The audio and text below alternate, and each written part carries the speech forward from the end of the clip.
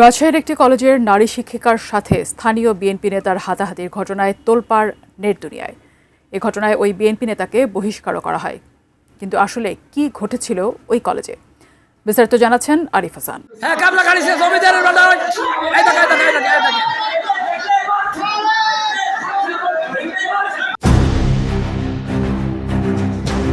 ভিডিওটিতে দেখা যায় একটি কক্ষে কয়েকজনের উপস্থিতিতেই একজন নারীকে জুতা দিয়ে মারছেন একজন পুরুষ। ভিডিওটি সামাজিক মাধ্যমে ছড়িয়ে পড়তেই সমালোচনার ঝড় বইতে শুরু করে।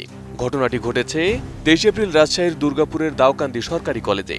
সংঘর্ষে জড়িয়ে পড়া দুই ব্যক্তি হলেন কলেজের নারী প্রদর্শক আলিয়া খাতুন হীরা এবং ইউনিয়ন বিএনপির সহসভাপতি আকবর আলী।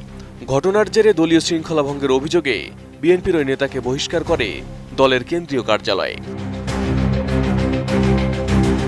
আমি বুঝি নির্মাণের শিল্প, সালাম স্টিল বোঝে ডিউরেবিলিটি। সালাম স্টিল, মোস্ট ডিউরেবল স্টিল। জানা গেছে, পরীক্ষা চলাকালে কলেজ ক্যাম্পাস ও আশেপাশের 100 গজ এলাকায় 144 ধারা জারি ছিল। এ সময় স্থানীয় কিছু বিএনপি নেতা ক্যাম্পাসে প্রবেশ করেন। অভিযোগ রয়েছে, বার্ষিক ওয়াজ মাহফিল উপলক্ষে কলেজ মাঠে গাড়ি পার্কিং ও অন্যান্য খরচের জন্য তারা অর্থ দাবি করেন। এ নিয়ে উত্তেজনা তৈরি হলে এক পর্যায়ে আলিয়া খাতুন হীরা ও আকবর আলীর মধ্যে তীব্র বাকবিতণ্ডা শুরু হয়।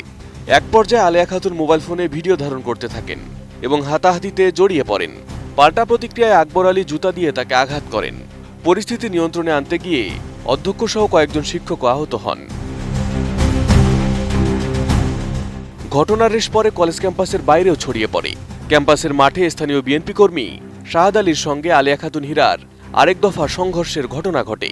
অভিযুক্ত শাহাদ আলী দাবি করেন, প্রথমে আলিয়া খাতুনই তার উপর হাত তোলেন। অন্যদিকে আলিয়া খাতুন বলেন, অধ্যক্ষকে মারধরের প্রতিবাদ করায় তাকে জুতা দিয়ে আঘাত করা হয়েছে এবং কয়েকজন শিক্ষক আহত হয়েছেন।